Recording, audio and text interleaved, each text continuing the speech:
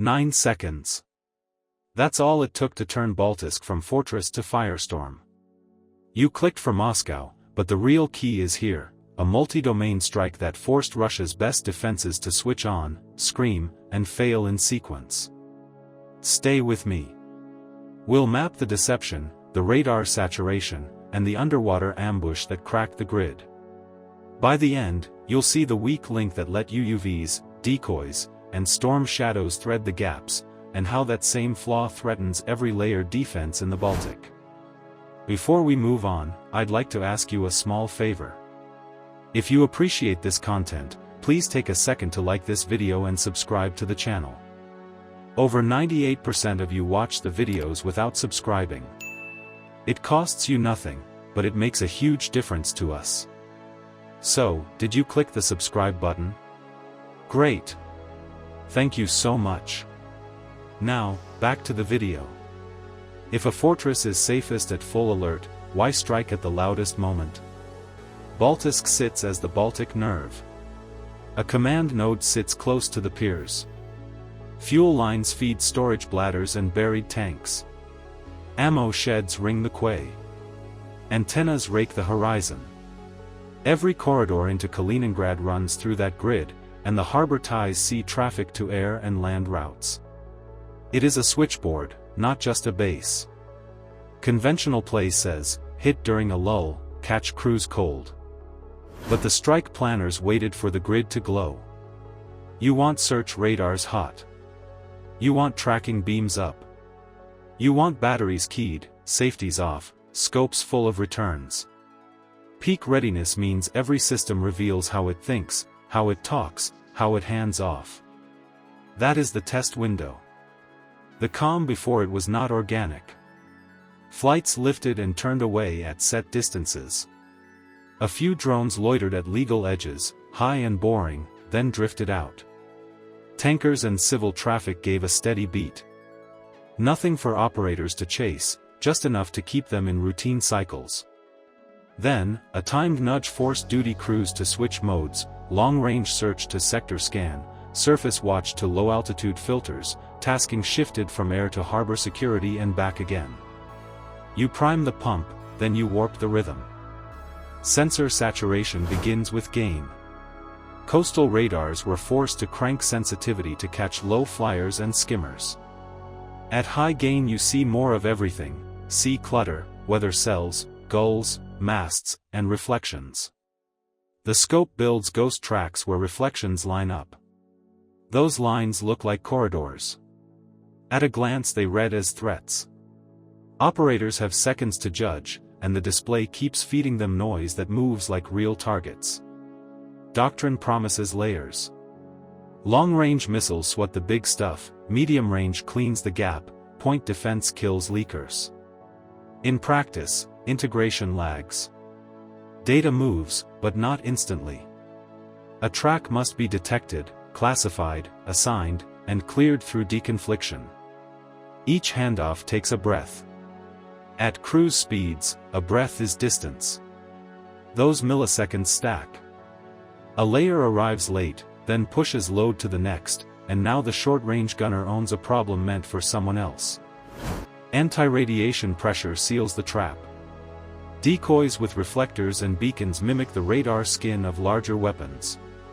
Anti-radiation munitions hunt the emitters that light them.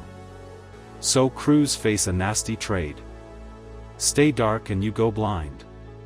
Light up and something with a passive ear locks on your beam.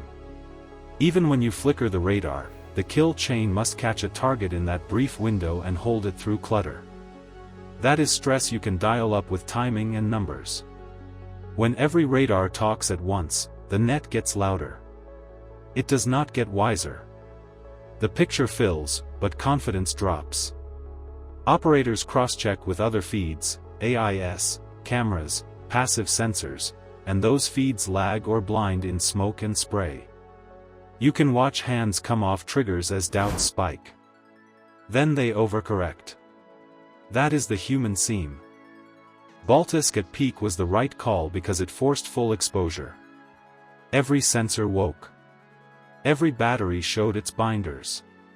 Every frequency sang. You could trace the delay lines across screens, hear the double assign calls, see the systems argue. In a quiet hour, those gaps sleep. In a bright hour, they glow. With the grid screaming, the clock starts. 9 seconds of sea, air, and land sprinting through seams you just marked. The lesson lives in that sprint.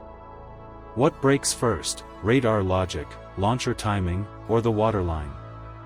At 0, TB2Is ride thin air, high and steady, mapping emitters and queuing corridors you saw glow earlier.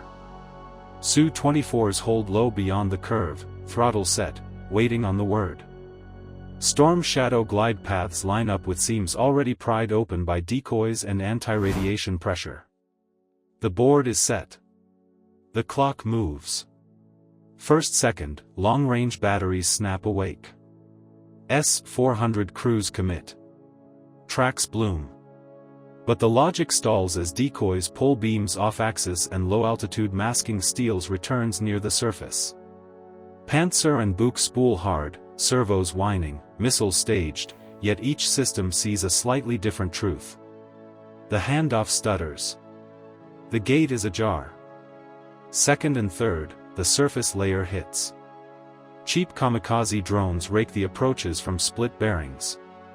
They don't dodge. They soak fire. Point defenses chew them in strings, burning interceptors and time. Barrels walk away from the corridor the cruise missiles need. Tubes cycle.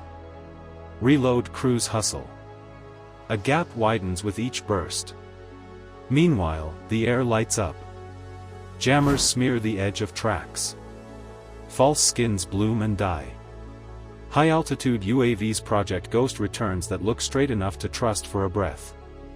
Operators cross-check and lose tempo. Overlapping alerts stack, low, mid, high, each with partial confidence, each asking for a shot window that never quite aligns. Detect separates from decide. Decide slips from shoot. Under the waterline, another fight runs hot. UUVs push noise where patrol craft expect silence. Sonar decoys lay faint, human-sounding echoes that drift inside the harbor mouth. A kilo hunts in the near field, but counternoise degrades range gates, and false contacts tug torpedo logic toward the wrong quadrants. Bearings shift.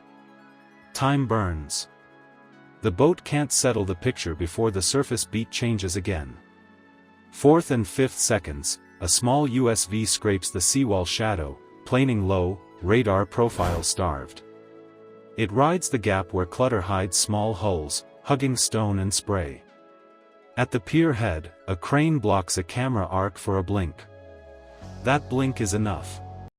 The USV angles for the warehouse spine and holds speed.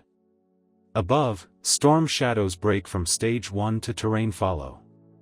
They skim, then climb in a shallow arc to cross the handoff seam you mapped. Tracking radars try to reassign, but the net is already loud. A single operator sees 2 correlated tracks and marks the wrong one for intercept. The long sticks fly at a decoy that never intended to live. 6th and 7th, fire blooms along the quay from drone kills and near-miss detonations. Smoke gutters into sight lines. Electro-optics blind. Launchers reposition to clear fields they no longer own. The command net shouts vectors that make sense on a lagged picture, and crews obey, swinging barrels a beat late. The steel serpent flexes, but its spine is fractured at the joints. 8th, the first storm shadow threads the corridor. A point defense unit tracks but holds fire, waiting for clearance that arrives a fraction after the missile slips behind cover. The second follows the line, riding the exact air that clutter carved open. Panzer crews still swat drones. Buk crews chase a ghost. 9th, the USV hits low under the pier. The blast kicks water, buckles steel, and lifts the warehouse floor. Cranes topple. Tanks rupture. Secondary blasts roll down the quay, each one turning sensors into static. The cruise missiles cut in behind the shock, striking as defenders fight the wrong threat at the wrong second. You've seen the mechanics. Now weigh what it means for any Baltic port and every airport-level target that trusts a layered shield built on split-second handoffs. Layered defense fails at the seams. Not the metal. The seams, sensor handoffs, human timing, domain overlaps. Baltisk proved it. The swarm didn't outmuscle the grid. It out-timed it. When detect splits from decide, shooters aim at ghosts, and real threats walk in. Now it's your move. If you want more breakdowns of tactics that win short wars and long nights, subscribe, and tell me, what would you harden first, sensors, shooters, or the command loop? Comment your choice below. The next fight is already testing that answer. Ports. Runways. Control towers. The targets change. The math doesn't. Fix the seams, or the swarm writes the script.